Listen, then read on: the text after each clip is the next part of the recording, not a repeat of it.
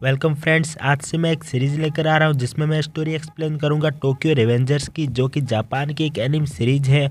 और अब तक इसका सीजन फर्स्ट लॉन्च हुआ है जिसमें 24 एपिसोड्स, और इस वीडियो में मैं एपिसोड फर्स्ट को एक्सप्लेन करूंगा। तो स्टोरी की स्टार्टिंग में हम देखते हैं कि गंदा सा रूम है जिसमें एक लड़का न्यूज़ चैनल देख रहा है।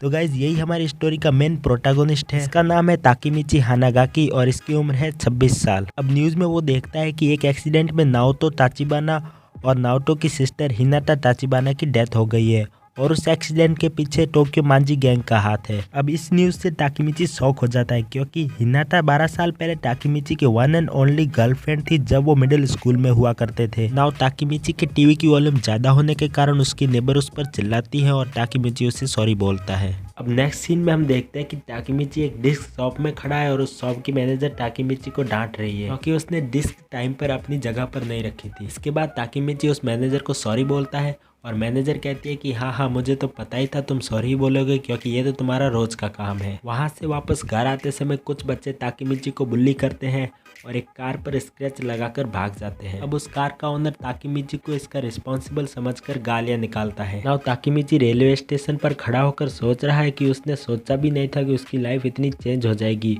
और हर चीज़ के लिए उसे माफ़ी मांगनी पड़ेगी। और अपने कुछ अच्छे दिनों को याद करता है जो इसने मिडिल स्कूल में बिताए थे जब हिनाटा उसकी गर्लफ्रेंड थी। एंड अब जैसे ही ट्रेन आती है कोई पीछे से ताकेमिची को ट्रैक पर धक्का दे देता है और मौत को सामने देख उसे अपने पेरेंट्स या फ्रेंड्स की नहीं बल्कि सिर्फ हिनाटा की याद आती है। अब अगले ही मोमेंट जब ताकेमिची की आंख खुलती है तो वो देखता है कि वो एक ट्रेन में है और उसके स्कूल फ्रेंड्स उसे ट्रेन से बाहर आने के लिए कह रहे हैं। यहीं पर उसके 4 स्कूल फ्रेंड्स को इंट्रोड्यूस किया जाता है, माकोतो, यामागिसी, अकुन एंड टाकुया। लेकिन अब तक ताकेमिची को समझ नहीं आ रहा है कि उसके साथ क्या हो रहा है। जब वो मिरर में खुद को देखता है तो अपने लुक को लेम कहता है और फिर अपने पॉकेट्स चेक करता है जिसमें उसको एक फ़ोन मिलता है। अब उस फ़ोन में अपने फ्रेंड्स की फ़ोटो एंड डेट जो कि 4 जुलाई 2005 थी देखकर समझ जाता है कि वो एग्जैक्ट 12 साल पीछे आ गया है। अब वो पांचों एक रेस्टोरेंट में जाते हैं जहाँ पर अकुन ताकेमिची को कहता है कि मुझे खुशी हुई ये जानकर कि तुम्हारा कजिन मासारू 3rd ईयर वालों का लीडर है। अब अगर कोई भी 3rd ईयर वाला हमसे लड़ाई करेगा तो हम मासारू का नाम बता देंगे।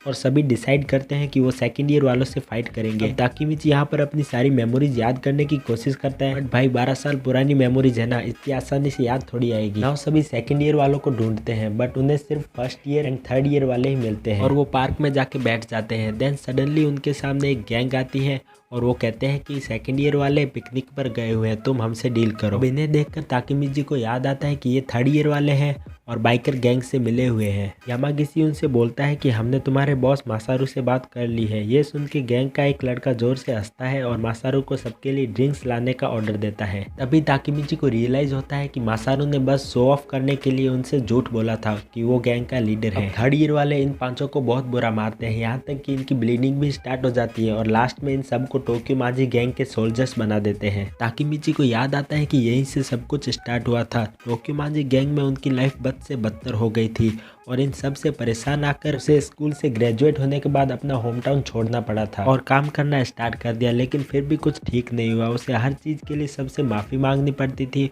और उसने अपनी ज़िंदगी बस सॉरी बोलने में ही गुजार दी। हर टाइम उसे सॉरी बोलना पड़ता। अब ये सब याद करते टाइम ही ताकेमिची को हिनाटा की याद आती है और वो न्यूज़ भी जिसमें बताया था कि टोक्यो मांजी गैंग की वजह से हिनाटा की डेथ हुई। ना वो अपनी लाइफ बर्बाद और हिनाटा की डेथ जो कि 12 साल बाद होगी उन सब का रिस्पॉन्सिबल 3rd ईयर वालों को ही मानता है। अब बुरी तरह से पिटने के बाद पांचों फ्रेंड्स घर जा रहे होते हैं, तभी ताकेमिची सडनली उन सबको छोड़कर भाग जाता है और सीधा हिनाटा के फ्लैट के सामने पहुंचता है। अब डोरबेल बजाती है, अंदर से आवाज़ आती है कि ताकेमिची क्या ये तुम हो। इवन ताकेमिची को तो अब ये तक याद नहीं कि हिनाटा दिखती कैसी है। फिर हिनाटा बाहर आती है और ताकेमिची की इंजरीज देखकर उस पर चिल्लाती है और कहती है कि तुम फाइट्स करना कब बंद करोगे। अब हिनाटा को देखकर ताकेमिची की आंखों में आंसू आ जाते हैं और वो वहां से जाने लगता है, ये बोलते हुए कि मैं सिर्फ तुम्हें देखने आया था और देख लिया बस। तभी हिनाटा उसे रोक लेती है और कहती है कि मैं तुम्हारी गर्लफ्रेंड हूँ, तुम मुझसे कुछ नहीं छुपा सकते। अब दोनों थोड़ी देर तक बातें करते हैं पर ताकेमिची उसे नहीं बताता कि वो फ्यूचर से आया है और लास्ट में रोते रोते वहाँ से चला जाता है।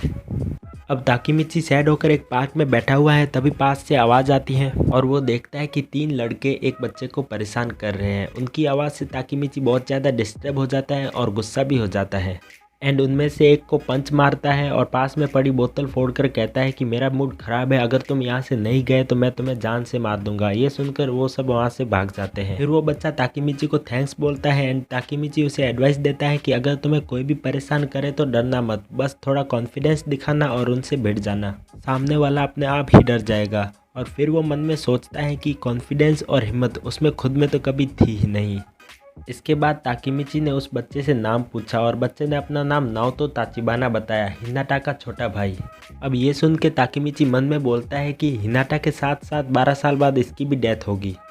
फिर ताकीमिची उसे सब कुछ सच बताता है कि वो उसकी सिस्टर हिनाटा से प्यार करता है और कैसे उसको किसी ने ट्रेन के सामने धक्का दे दिया और वो टाइम ट्रेवल करके 12 साल पीछे आ गया। और फिर वो नाओटो से कहता है कि आज से ठीक 12 साल बाद 1 जुलाई 2017 को तुम्हारी और हिनाटा की डेथ होगी, अब तुम्हें अपनी सिस्टर को बचाना है। ये कहते हुए ताकीमिची नाओटो से हाथ मिलाता है और हाथ मिलाते ही उसकी आंखों में एक लाइट स्पार्क होती है। अब अगले ही सीन में हम देखते हैं कि ताकीमिची की आंख खुलती है और वो एक हॉस्पिटल में है और उसी लुक में है जिसमें वो ट्रेन के आगे गिरते वक्त था।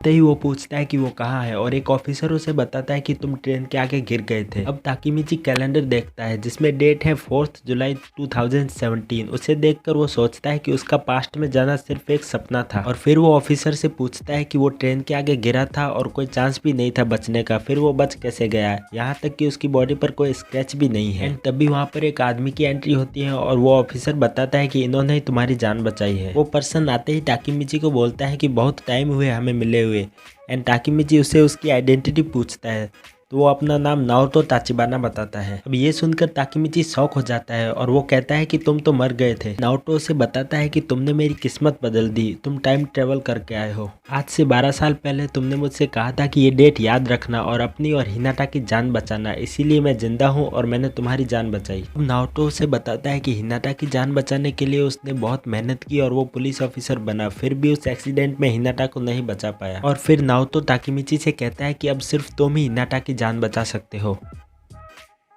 और यहीं पर हमारा एपिसोड फर्स्ट खत्म हो जाता है।